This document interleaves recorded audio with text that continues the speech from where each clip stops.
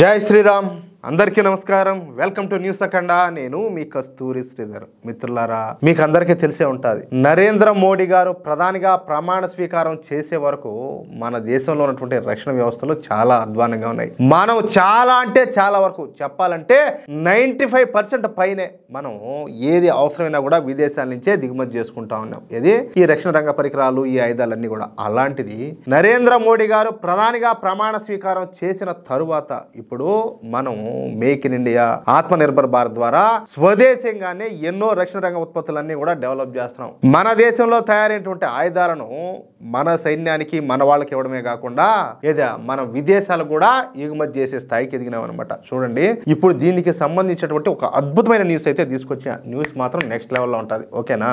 మనం నిర్వహించినటువంటి ఆపరేషన్ సింధూర్ మూలంగా మన దేశం యొక్క శక్తి సామర్థ్యాలు ఈ ప్రపంచం మొత్తానికి కూడా తెలిసి వచ్చినాయి. మన దేశ ఆయుధ వ్యవస్థల యొక్క పనితీరు ప్రపంచ దేశాలను ఆకట్టుకునింది. మేక్ ఇన్ ఇండియాలో తయారైనటువంటి ఆయుధాలు, ఆత్మ నిర్భర్ భారత్ లో తయారు చేయబడినటువంటి ఆయుధాల కెపాసిటీ గురించి ఇప్పుడు లోకమే కోడైకి వస్తుంది. ముఖ్యంగా ఈ ఆపరేషన్ సింధూర్ తర్వాత పాకిస్తాన్ మన మీద ఈ టర్కీకి చెందినటువంటి బైరక్తర్ డ్రోన్లను ప్రయోగించింది. చూడండి, ఇక్కడ ట్విస్ట్ ఏందయ్యా అంటే, ఈ టర్కీకు చెందినటువంటి బైరక్తర్ డ్రోన్లు అత్యంత అధునాతనమైనటి అన్నమాట, అడ్వాన్స్డ్వి, అదేవిధంగా శక్తివంతమైనటి కూడా.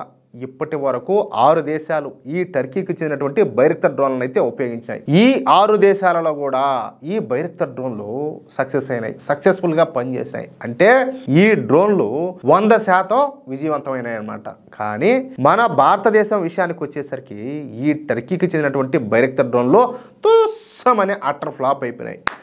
పాకిస్తాను మన మీదికి 10ల సంఖ్యలో కాదు, 100ల సంఖ్యలో ఈ బైరక్తర్ డ్రోన్లను అయితే ప్రయోగించినప్పటికి కూడా మనము ఈ బైరక్తర్ డ్రోన్లను విజయవంతంగా అడ్డుకోగలిగినాం.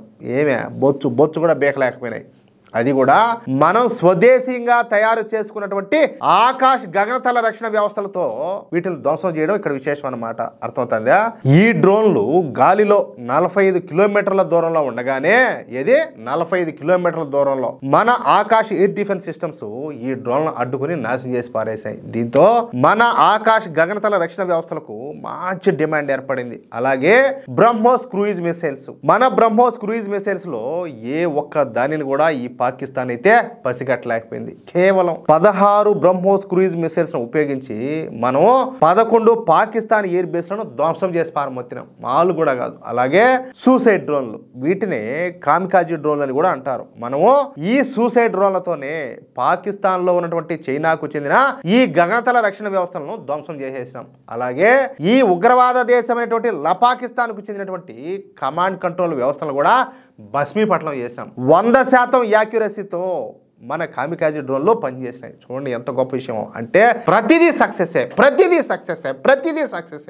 దీంతో ఇప్పుడు మన కామికాజీ డ్రోన్లకు, అదేవిధంగా ఆకాశ్ గగనతల రక్షణ వ్యవస్థలకు, అలాగే బ్రహ్మోస్ క్రూయిజ్ మిసైల్స్ కు విపరీతంగా డిమాండ్ పెరిగిపోయింది. ప్రస్తుతం మన బ్రహ్మోస్ క్రూయిజ్ మిసైల్స్ ను కొనుగోలు చేయడానికి 17 దేశాలు ముందుకు వచ్చినాయి. వాటిలో Brazil, Argentina, Taiwan, Vietnam, Indonesia, Malaysia, Armenia వంటి దేశాలు ఉన్నాయి. ఇక మన ఆకాశ గగనతల రక్షణ వ్యవస్థలను కొనుగోలు చేయడానికి ఘనా, బ్రెజిల్, అర్జెంటీనా, నమీబియా దేశాలు ముందుకు వచ్చినాయి. అంతేకాకుండా ఈ 4 దేశాలు భారత్ స్వదేశీయంగా తయారు చేసేటువంటి గరుడ ఆర్టిలరీ గన్స్ ను కూడా కొనుగోలు చేస్తున్నాయంట.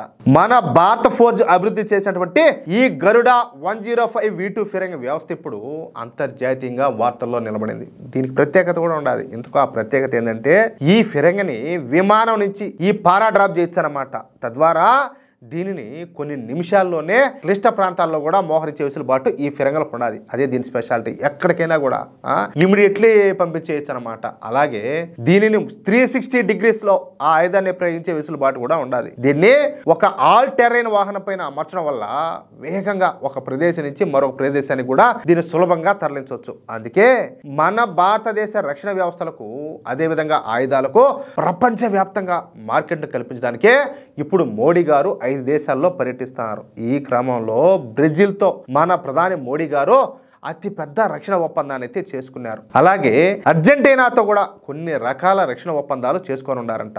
ఇవి గాక రేర్ ఎర్త్ మినరల్స్ గురించి, అదే విధంగా ముడి ఖనిజాలకు సంబంధించినటువంటి కీలక ఒప్పందాలు కూడా మోడీ గారు ఈ పర్యటనలో ఆయా దేశాలతో అయితే కుదుర్చుకొని ఉన్నారు. దీని ద్వారా మన దేశానికి మార్కెట్ కల్పించడమే కాకుండా మన శత్రు దేశమైనటువంటి చైనా హవాను ఈ దేశాలలో తగ్గించవచ్చు. అంటే ఒక దెబ్బకు 2 పిట్టలు. అర్థమైందా? అది విషయం. ఎట్లా న్యూస్ నిజంగా చెప్పండి.